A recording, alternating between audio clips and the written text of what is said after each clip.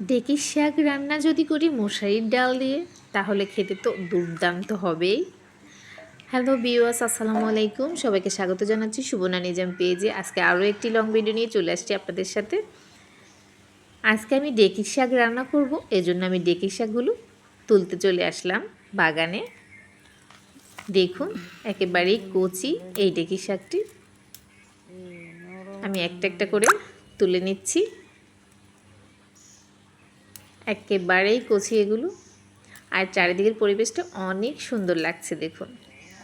তো এগুলো আমি বাসায় নিয়ে আসব, কেটে ধুয়ে পরিষ্কার করে নিব। আর আমি আজকে মশারি ডাল দিয়ে যেহেতু এগুলো রান্না করব, তাই মশারি ডালটা চুলে বসিয়ে দিলাম, ধুয়ে পরিষ্কার করে নিলাম, পানি দিয়ে দিলাম। এবার দিয়ে দিব পেঁয়াজ। একটা পেঁয়াজ কেটে নিয়েছি, আর 3টা কাঁচামরিচ দিয়ে দিব, দিয়ে এগুলোকে সেদ্ধ করে নেব। তো এখানে এগুলো সেদ্ধ হয়ে আসছে, আমি এটাকে এবার খুন্তি দিয়ে একটু নেড়ে ভেঙে দিব। এভাবে নেড়ে এগুলোকে ভেঙে দেব।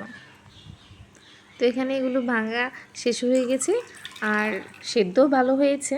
তো আমি এবার দিয়ে দিব ডেকির শাকটা। আমি কেটে ধুয়ে পরিষ্কার করে রেখেছিলাম, এবার ডেকির শাকটা দিয়ে আমি ভালো করে নেড়ে নিলাম। এবার আমি দিয়ে দিব হলুদ গুঁড়ো,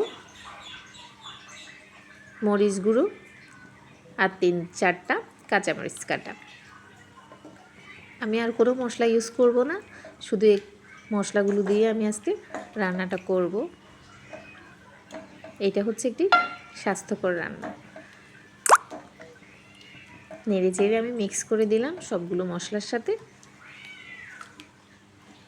এবার আমি কিছুক্ষণ ঢেকে রেখে দিব।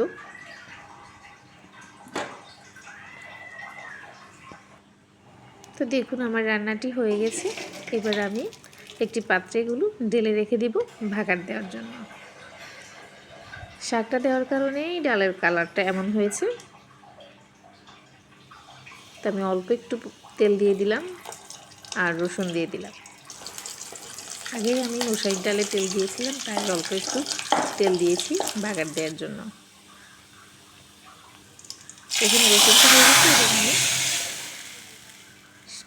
তরকারিটা ঢেলে দিলাম।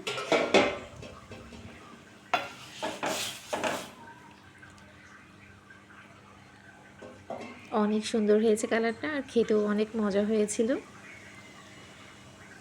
আপনাদের কাছে ভিডিওটি কেমন লেগেছে অবশ্যই কমেন্ট করে জানাবেন। যদি আপনাদের কাছে ভালো লাগে তাহলে লাইক, শেয়ার, কমেন্ট করবেন। ধন্যবাদ সবাইকে।